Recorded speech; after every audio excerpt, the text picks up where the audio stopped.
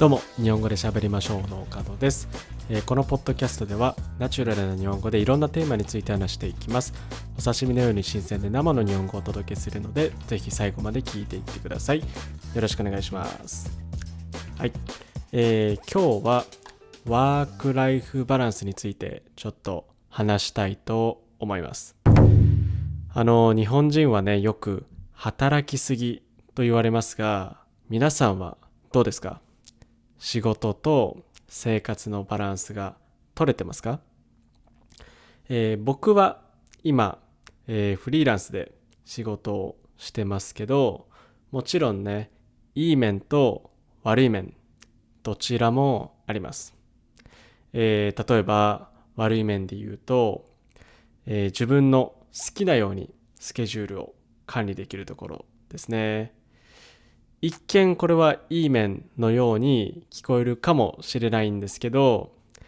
実際はフリーランスになったら常に仕事をしなきゃいけないぐらい忙しくなりました。もちろんね、仕事がないよりあった方がいいんですけど、フリーランスになる前は、フリーランスになったらもっと仕事と生活を充実させられると思っていたので、ちょっとこれはびっくりしました。もっと自分の時間ができると思ってました。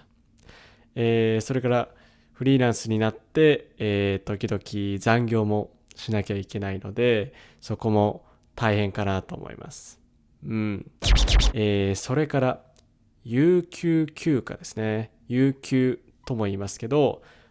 給料をもらいながら休める日のことですね。フリーランスだとこの有給がないですから、それが大変だと思います。会社で働いていたら有給休暇を取って、給料お金をもらいながら、仕事を休めますけど、フリーランスだとそれができないので、仕事をしなかったらお金ももらえないので、そこはちょっと大変なところかなと思います。でももちろんいい面もたくさんあると思います。例えば今リモートで、家で仕事をできるので、通勤しなくてもいいですね。通勤しなくてもいいということは、朝早く起きなくてもいいんですね。それから満員電車にも乗らないで済みます。なのでこれは、時間的にも精神的にもすごく、プラスだと思います。それから、家から仕事をしていると、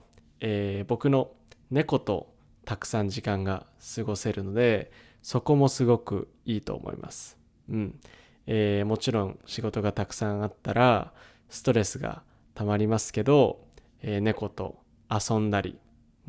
猫とちょっと休んだりして、ストレス解消になります。それからあんまり忙しくなかったら、昼寝もできます。リモートで、家で仕事をしているので、家に、ベッドがありますよね。なのであんまり忙しくなかったら、昼寝することもできる。これもすごく、いいところだと思います。で、フリーランスですごく忙しくて、ちょっと忙しすぎるので、最近はちょっとスケジュールを、調整して、ワークライフバランスは、うまく取れてると思います。で、今はフリーランスで働いているんですけど、僕は前は、東京の会社で働いていたので、その時のワークライフバランスについてもちょっと話したいと思います。東京で働いていた時は、外回りの営業の仕事をしていました。外回りの営業はクライアントの会社に訪問して、商談や打ち合わせやミーティングをする仕事です。もちろんね、繁忙期、仕事が忙しい時、会社が忙しい時は、なかなか仕事とプライベートのバランスが、取れませんでした。で、プラス、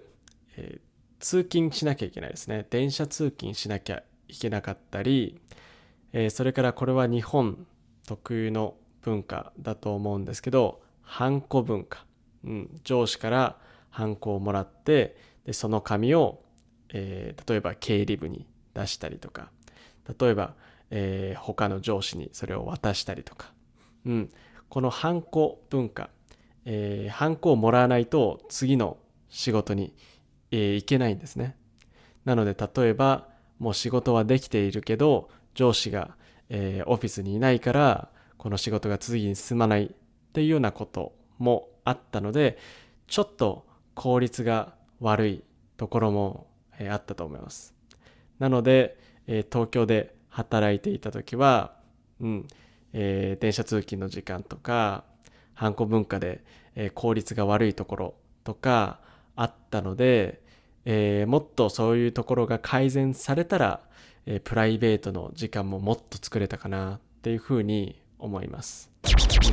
でも東京の会社で働いてていいところもありました。例えば、忙しい時は優しい先輩に、助けてもらったりアドバイスをもらったりすることができたので、そこはすごく、助かりました。今はフリーランスで一人で仕事をしているので、あんまり、アドバイスをもらったりとか仕事を手伝ってもらったりとか、できないので、